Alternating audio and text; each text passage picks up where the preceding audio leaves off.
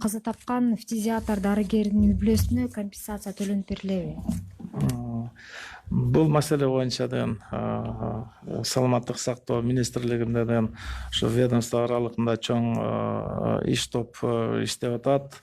Ал жерде ушул бардык ушу компенсация маселеси боюнча ошол жерде иш алып барылып аткан учуру. Бул учур дагы өтө ошол комиссиядан аябай каралып чыгып, ошол жерден комиссиянын чечими менен бул маселенин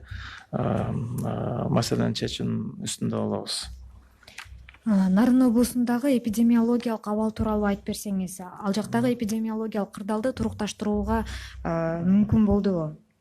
Бүгүнкү мына 4-июнга Нарын областында 381 учуру катталып атат. Бүгүн өткөн суткада ошо бир жаңы учуру катталды. Ошо кечээ күнгө 213 ал жерде турган бейтаптар айыгып үйүнө кайтып кетишти. Мына 381ден 213 сакайып, анан соң кетти.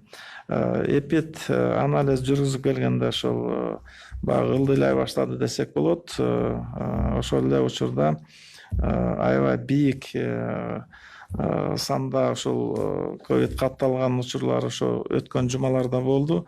25 майдан мына 144 учур болуп кеткен. Андан 1-июндан баштап 189 учурга чейин жетип барып, ошол аябай бийик учур болгон. Бүгүнкү күнү мына бир аз ылдыйлай баштаганын байкап атабыз. Бүгүнкү күнү 163 пациент ошол ковид менен дарылануу процесси жүрүп атат. 2 үйүндө болуп атат. Булар жанагындай инвалид. Ошон үчүн ахвалда ошол жерде мына 5 болду.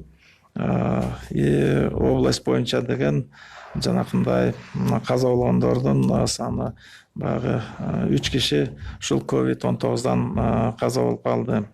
Ошол эле учурда медработниктердин арасында, медицина кызматкерлеринин арасында 86 учур катталды. Ал жерде ошол медицина кызматкерлеринин арасынан дагы ошол жанакындай жуктуруп алган учурларды бийик санда болду.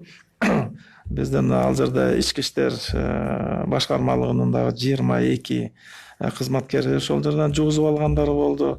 Кадастр регистрационный службасында дагы 7 учур жанакындай групповой мааниде кетип, ошол бул коронавирустун аябай жугуза турган потенциалы бийик экени мынакей ушул жерден да тастыкталып отурат. Медицина кызматкерлери жугузуп алгандардын баш себептеринин бири ошол биринчи ошо жалаң оорулар менен иштеп калган учур болуп атат.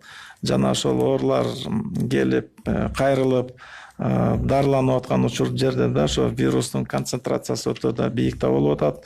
Экинчиден деген ошо кичине режимде аябай катуу сакталыш керек. Ал жерде бир аз кылт этип режимди буза турган болсо, мына морекиндей бир шарттарга кабыл калып аткан учур болду. Жана контакт, аябай жакын контакт болуп, ошол жерде дистанцияны сактабагандык, жанакындай өздүк гигиенага да көңүл бурулбай калган учурда дагы мондай болуп, башка категориялардын арасында дагы жанакындай группасы менен ошо жугузуп алгандары мындай бардык эле жерге таандык болуп атат. Нарында деле мына ошондой учурлар болду.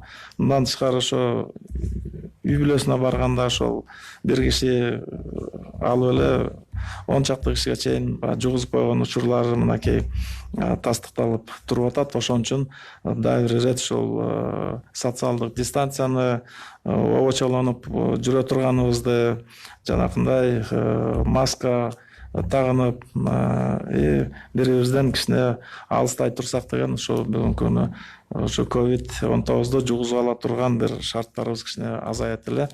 Дагы бир жолу ушундай бизден берип аткан кеп кеңешти угуп, биз берген рекомендациялардын баарын аткарганга аракет кылсаңыздар, ошо баарыбыз тең ушул COVID-19 жеңгенге жетишебиз деп мен дагы бир жолу кайрылып кетем.